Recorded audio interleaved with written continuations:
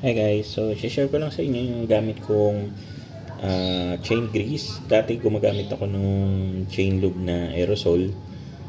Napansin ko parang medyo siya, yung mabilis mawala, especially pagka tag-ulan.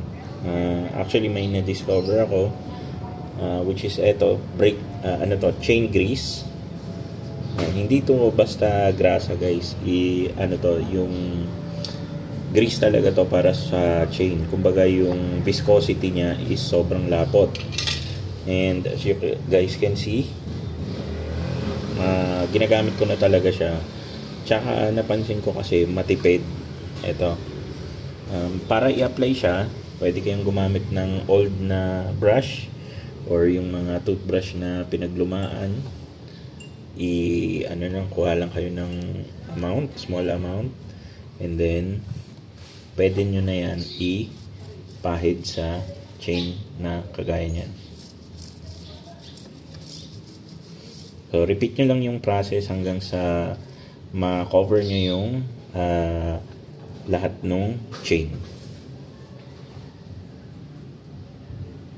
Tapos ayan, pagka halimbawang na-cover nyo na, yung if ever man na may part kayo na pasobra, punasan nyo lang ng basahan or kahit yung paper towel. Tapos ang maganda pa pala dito guys is mura lang to para sa ganito kalaki. Sobrang tagal yung gagamitin yan guys, is wala pang 100 pesos, diba? Ang gagawin ko na lang is ilalagay ko yung link sa description section or sa comment section ng video na to kung saan ko to na bili.